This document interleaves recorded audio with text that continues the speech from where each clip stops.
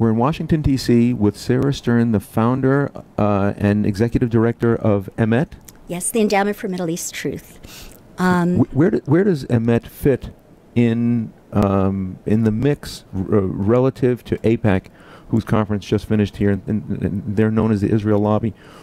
How are you positioned, and how is your content that you present different? Okay, AIPAC is, they try very, very hard to walk down the center road. And they can't, and you can't please everyone.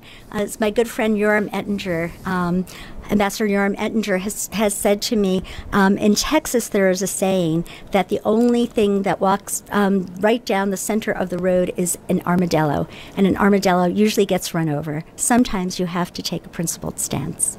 Well, does AIPAC take principled stance? Yes, they do. They do. However, we differ from AIPAC in that we feel that the Land for Peace formula has been a complete disaster. We see the thousands of Israelis that have been murdered since Oslo in 1993, including 66 Americans. And we see that, it has emboldened the people that hate us the most. Mm-hmm. And we're seeing how the incitement has continued. Mm-hmm. Israel has actually sold a valuable commodity of land in exchange for empty promises that are being recycled each time they get back to the negotiating table. Mm-hmm. So, it's empirically proven that this paradigm mm-hmm. does not work, mm-hmm. and sometimes it's important to go back to the drawing board and to reevaluate the premises of your paradigm. And where does AIPAC fall on that spectrum? AIPAC is trying very, very hard to preserve the peace process.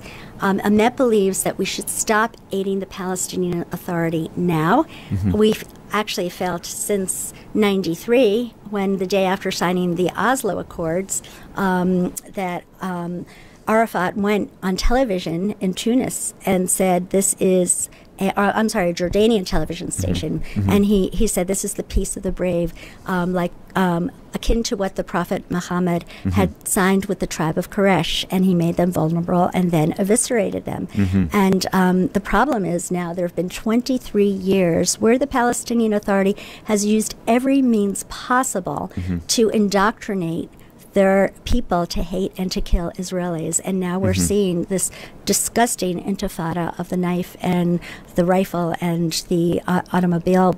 And it's tragic because mm-hmm. we tried to stop this. Mm-hmm. I mean, I tried as an individual way before there was an E.M.E.T. E.M.E.T. mm-hmm. is now 11 years old. Mm-hmm.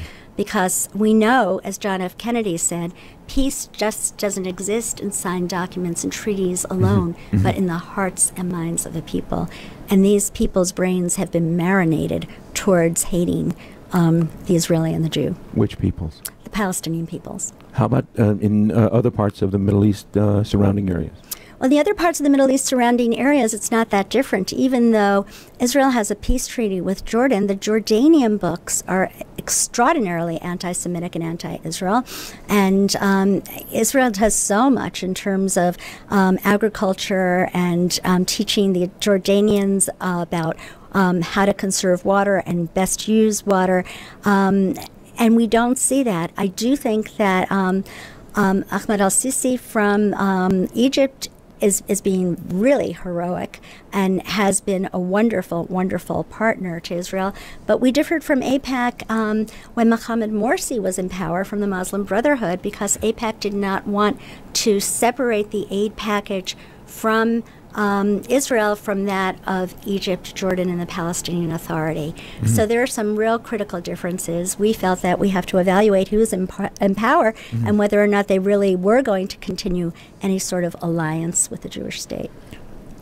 What does your group do on Capitol Hill? Well, aside from our monthly seminars, we are on the Hill right now.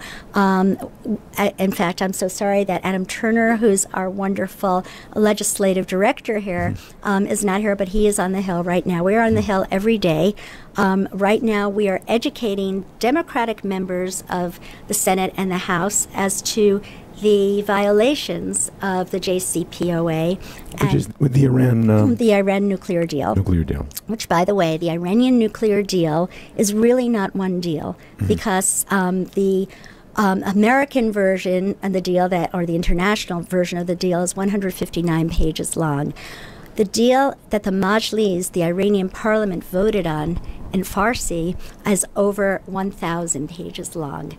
And what they agreed to and told their people is something totally different. From, yes, and the deal in itself is bad enough. Where there are people like Qasem Salami, who is the director of the Iranian Revolutionary Guard Corps, has been taking this deal as an exit pass. You know, where missile tests have been conducted in the last several weeks, and you know, those last two missiles said Israel should be wiped off the face of the earth. Mm-hmm. Now, unfortunately, the Obama administration has become the attorneys for the Islamic Republic of Iran, and they said, well, technically they're not really violating the deal. We're concerned. We don't like this, but they are violating United Nations Security Council resolution. Mm-hmm. I mean, I feel that this deal is going to go down in history as the worst international piece of diplomacy ever. It makes the deal that Neville Chamberlain made at Munich look like it was hardcore.